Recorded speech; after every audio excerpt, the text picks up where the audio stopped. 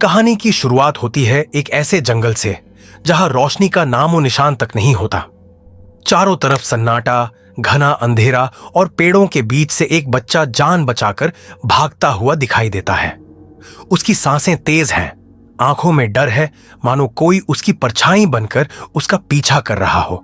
लेकिन तभी सीन अचानक बदल जाता है। इसी जंगल से होकर एक रेड कलर की स्कूल बस अपने सफर पर आगे बढ़ रही होती है। बस में बैठे बच्चे हंसी मजाक कर रहे होते हैं। उन्हें जरा भी अंदाजा नहीं कि आगे उनका इंतजार क्या कर रहा है। थोड़ी दूर जाने पर रास्ते में एक गिरा हुआ पेड़ बस का रास्ता रोक लेता है। मजबूरी में ड्राइवर एक दूसरा रास्ता चुन लेता है, बिना यह जाने कि यह रास्ता मौत की तरफ ले जाता है। जैसे जैसे बस उस सुनसान रास्ते पर आगे बढ़ती है, आसपास का माहौल और डरावना होता जाता है। सड़क किनारे पड़े पुराने कंकाल, कटे हुए पेड़ और एक अजीब सी बेचैनी बच्चों के चेहरे पर अब मुस्कान नहीं बल्कि डर साफ दिखने लगता है। अचानक बस के चारों ओर घनी धुंध फैल जाती है। ड्राइवर को ब्रेक मारना पड़ता है। नीचे उतरकर जब वह देखता है तो सामने एक मरा हुआ हिरण पड़ा होता है। वह उसे हटाता है और जैसे ही पलटता है उसकी रूह कांप जाती है। कुछ ही पलों बाद वही डर बस के अंदर भी पहुंच चुका होता है। एक आदमी हाथ में बंदूक लिए ड्राइवर को गन पॉइंट पर लेकर बस में चढ़ाता है।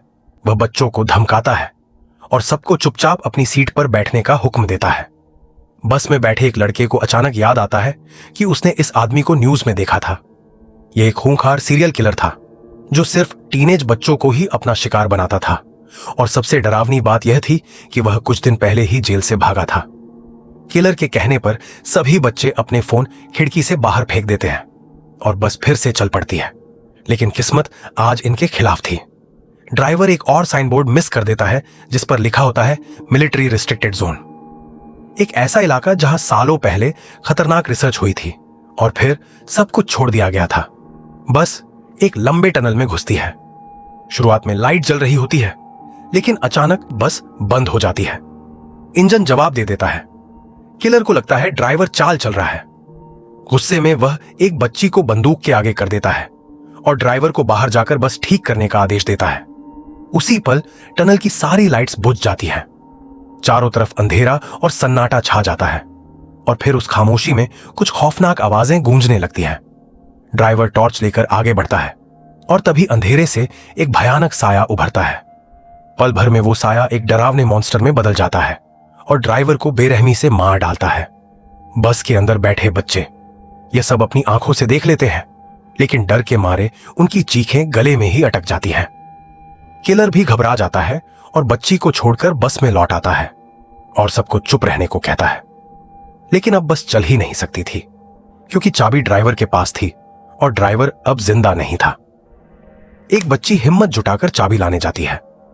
ड्राइवर की लाश देखकर उसके आंसू निकल पड़ते हैं, लेकिन वह जानती थी कि रोने का समय नहीं है, इसलिए वह चाबी लेकर वापस बस में लौट आती है। अब किलर रेगी नाम के लड़के को बस स्टार्ट करने का आदेश देता है और धमकी देता है कि अगर बस नहीं चली तो वह सबको मार देगा। लेकिन रेगी डरता नहीं और पहली बार किलर के सामने खड़ा होता है। तभी अचानक एक बच्चा पीछे से किलर को धक्का दे देता है। बंदूक गिर जाती है। रेगी तुरंत बंदूक उठा लेता है और किलर पर तान देता है, लेकिन किलर हंसने लगता है और कहता है कि मारना इतना आसान नहीं होता, उसके लिए दिल में अंधेरा चाहिए। तभी बस के बाहर से तेज आवाजें आने लगती हैं और इसी अफरा तफरी में किलर फिर से बंदूक छीन लेता है। गुस्से में वह बस से बाहर निकलता है और अंधेरे को ललकारता है कि जो भी हो सामने आओ। अचानक वह चुप हो जाता है। उसके चेहरे पर एक अजीब सी मुस्कान फैल जाती है और अगले ही पल एक झटके में उसका सिर धड़ से अलग हो जाता है। बस के अंदर बैठे बच्चे यह सब देखकर पत्थर बन जाते हैं और आज पहली बार उन्हें एहसास होता है कि कभी कभी इंसानों से ज्यादा खतरनाक वो चीजें होती हैं जो अंधेरे में छुपी होती हैं। उन्हें साफ दिखाई दे रहा था कि उस भयानक क्रिएचर के एक हाथ में उस आदमी का कटा हुआ सिर था और उसके लंबे डरावने शरीर से निकले कई टेंटिकल उस सिर के अंदर तक धंसे हुए थे। यह नजारा देखकर बच्चों का दिमाग सुन्न पड़ चुका था। किसी को समझ नहीं आ रहा था कि अब क्या किया जाए।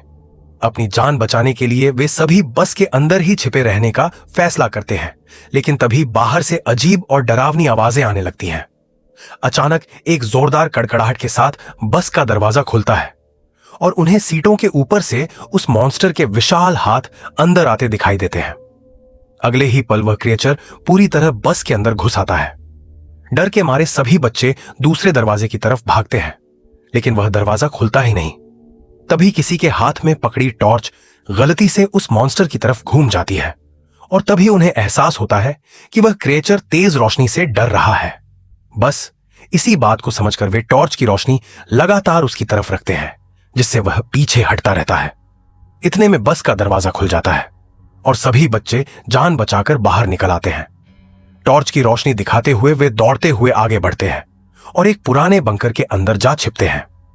उस बंकर के अंदर एक कमरा होता है जिसकी दीवार पर पूरे इलाके का नक्शा बना हुआ होता है।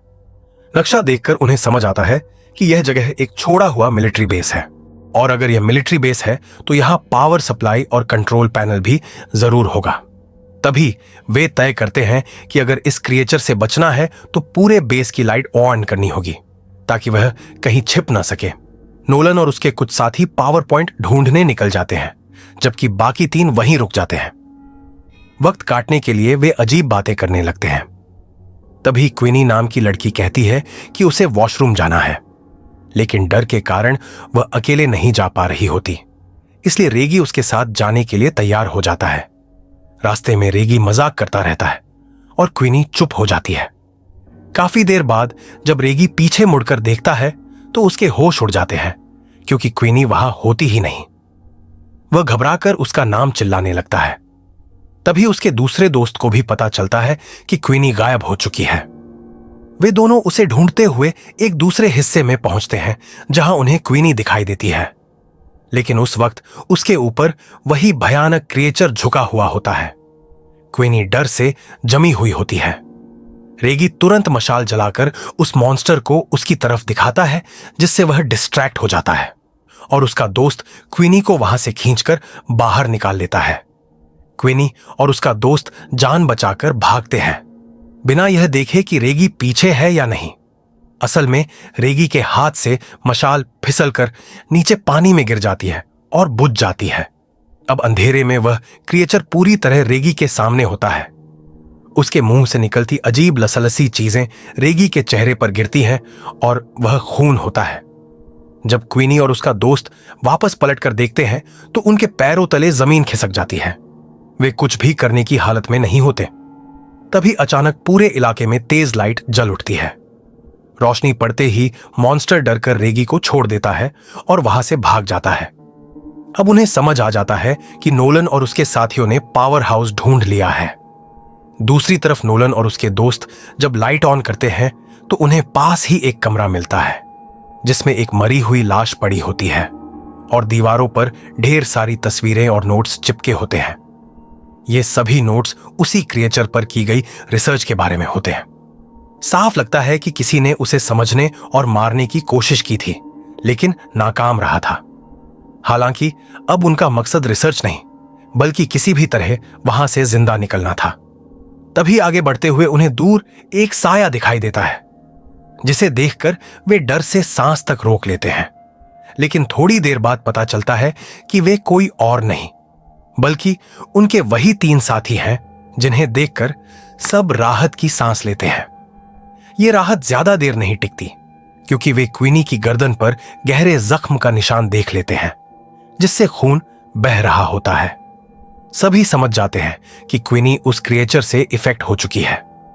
कुछ लोग कहते हैं कि उसे साथ रखना खतरनाक हो सकता है, लेकिन वे उसे छोड़ने का फैसला नहीं कर पाते। सच जानने के लिए वे दोबारा उसी कमरे में जाते हैं जहां रिसर्च नोट्स मिले थे। वहां से एक डायरी उठाकर पढ़ते हैं। यह एक लड़के की कहानी होती है जिसे अपनी बहन के साथ नई जगहों को एक्सप्लोर करना पसंद था। इसी शौक में वे दोनों इस मिलिट्री बेस तक पहुंच गए थे। लड़का नक्शा देखने में लगा रहता है, जबकि उसकी बहन आगे बढ़ जाती है और अचानक किसी चीज को देखकर सन्न रह जाती है, जैसे उसने अंधेरे में कुछ बेहद भयानक देख लिया हो। और जब उसका भाई उसकी तरफ देखने के लिए पलटता है, तब अब बहुत देर हो चुकी थी। टनल के अंदर से लगातार चीखने चिल्लाने की डरावनी आवाजें आ रही थीं। वह लड़का पूरी तरह घबरा चुका था। डर के मारे उसने अपनी बहन को बचाने की हिम्मत नहीं की और जंगल की तरफ भाग गया, ताकि किसी तरह अपनी जान बचाकर वहां से निकल सके। यही वही सीन था जो हमने फिल्म की शुरुआत में देखा था। उस वक्त तो वह बच्चा वहां से भाग गया था, लेकिन वह हादसा उसके दिमाग और दिल में हमेशा के लिए बस गया था। उसे हर पल यही लगता रहा कि उसकी लापरवाही की वजह से उसकी बहन मारी गई, और तभी उसने ठान लिया था कि जिस चीज ने उसकी बहन की जान ली है वह उससे बदला जरूर लेगा। साल बीतते चले गए, लेकिन वह कुछ कर नहीं पाया। उसने रिसर्च करना शुरू किया, उसके बारे में एक एक जानकारी इकट्ठा की और फिर एक ऐसा प्लान बनाया जिससे वह मार सके। उसने उसके लिए एक मशीन भी तैयार कर ली थी, लेकिन इससे पहले कि वह अपने बदले को पूरा कर पाता, वह यह जान गया कि वह आदमी उसी जगह मौजूद है और उसे भी मार डाला। उसके छोड़े हुए नोट्स पढ़कर बच्चों को यह भी पता चलता है कि वह जिस पर एक बार हमला कर देता है या जिसका खून छक लेता है उसे मारकर ही छोड़ता है। और अब क्वीनी पर सबसे बड़ा खतरा मंडरा रहा था। यह जानकर सभी बच्चे फैसला करते हैं कि वे क्वीनी को बचाने के लिए लड़ेंगे और जिस काम को उस आदमी ने शुरू किया था उसे पूरा करेंगे। वे उसी मशीन को पूरा करेंगे और उसको खत्म करेंगे। क्वीनी उन्हें रोकने की कोशिश करती है और कहती है कि उसकी वजह से कोई भी अपनी जान खतरे में न डाले, लेकिन उसके दोस्त पीछे हटने वाले नहीं थे। वे कहते हैं कि हम सब यहां से साथ में जिंदा निकलेंगे। यह कहकर वे एक दूसरे को गले लगाते हैं और फिर मिलकर अपने प्लान पर काम शुरू कर देते हैं।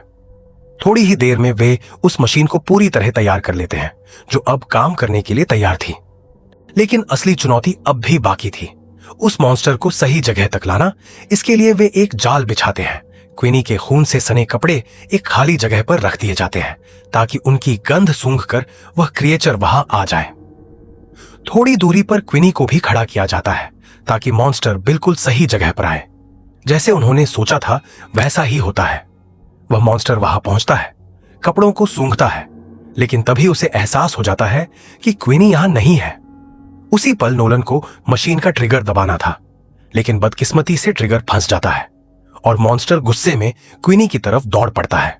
इससे पहले कि वह क्वीनी पर हमला कर पाता, उसी वक्त बच्चे मशीन को चालू कर देते हैं। तेज रोशनी मॉन्स्टर पर पड़ते ही वह क्वीनी को छोड़ देता है। क्वीनी और उसकी दोस्त तेजी से भागते हुए टनल से बाहर निकल जाती है। तभी उनका एक साथी पीछे से दौड़कर मॉन्स्टर के पेट में वार करता है, लेकिन उस हमले से मॉन्स्टर पर कोई असर नहीं होता। अब बच्चों के पास बस एक ही रास्ता बचता है, अपनी जान बचाकर वहां से निकलना। मशालें हाथ में लेकर सभी बाहर की तरफ भागने लगते हैं, लेकिन मॉन्स्टर उनका पीछा करता रहता है। दोनों लड़कियां पहले ही टनल से बाहर निकल चुकी होती हैं। बाहर रोशनी में पहुंचकर उन्हें थोड़ी राहत मिलती है, लेकिन जब वे पीछे देखती हैं तो उनके दोस्त अभी बाहर नहीं आए होते और सामने मॉन्स्टर खड़ा होता है। डर से उनके शरीर कांपने लगते हैं, लेकिन मॉन्स्टर बाहर नहीं आता क्योंकि उसे रोशनी से डर लगता है। तभी पीछे से तीनों दोस्त दौड़ते हुए आते हैं और मॉन्स्टर के ऊपर आग लगा देते हैं। आग की लपटों में घिरकर वह मॉन्स्टर जलने लगता है और आखिरकार मर जाता है। इस तरह उनका प्लान कामयाब हो जाता है। वे न सिर्फ अपनी जान बचाते हैं, बल्कि उस खतरे को भी हमेशा के लिए खत्म कर देते हैं। अंत में सभी बच्चे अपने ड्राइवर को याद करते हैं, जिसने उनसे एक पहेली पूछी थी कि ऐसी कौन सी चीज है जो हमें हर मुश्किल से बाहर निकालती है। उस वक्त उन्हें इसका जवाब नहीं मिला था, लेकिन अब वे समझ चुके थे कि वह चीज हिम्मत है, क्योंकि हिम्मत ही इंसान को सबसे बड़ी मुसीबत से बाहर निकालती है। ड्राइवर अपनी मौत से पहले उन्हें जिंदगी का सबसे बड़ा सबक दे गया और यहीं पर यह कहानी खत्म हो जाती है।